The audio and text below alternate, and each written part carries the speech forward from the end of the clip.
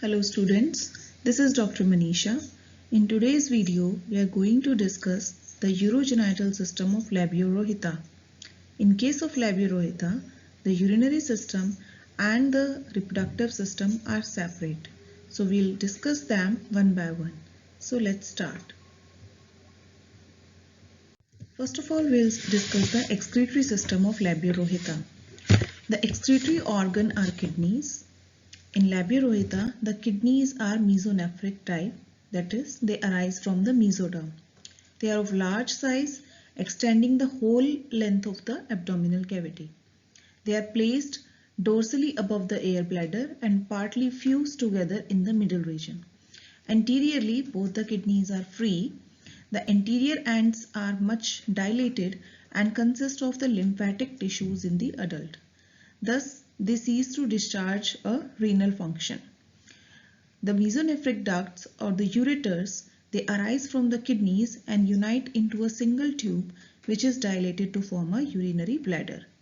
The urinary bladder opens into the urinogenital sinus. The urinary bladder is mesodermal in origin and it is not homologous with the endodermal bladder of higher vertebrates.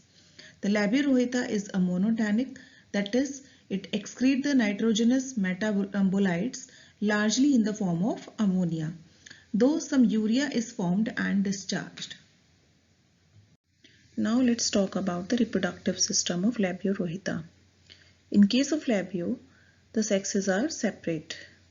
The gonads are initially of smaller size in the young fish, but as the fishes sexually mature, the gonads occupy the whole of the abdominal cavity. In the male fish, the testes are paired, extending the whole length of the abdominal cavity beneath the air bladder. Young testes are thread-like in form and begin to enlarge and thicken in the month of February, and fully ripe males are available in April. Posteriorly, the two testes give off vas differentia, which unite to open by a single pore into the cloaca.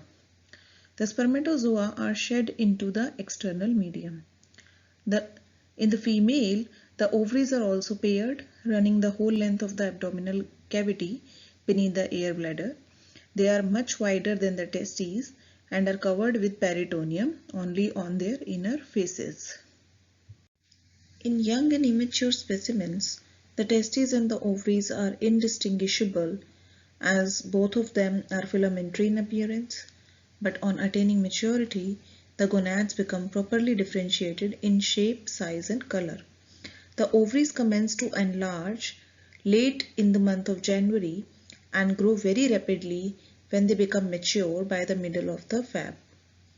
In the ripe condition, they measure about 16 cm in length and 3 to 4 cm in width.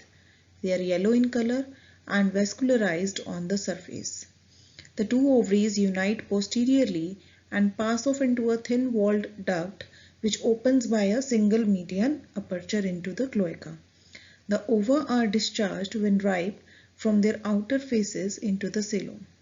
The anterior wall of the urinogenital sinus is pierced by a pair of genital pores formed temporarily through which the ova escape out into the water.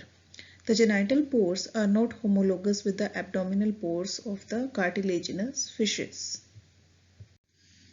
Labiorohita is oviparous. The fertilization is external, occurs in the water.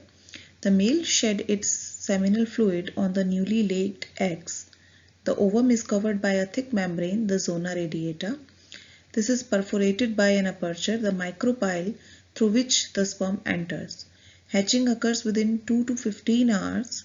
Hatchlings have a prominent yolk sac attached to the ventral side of the body.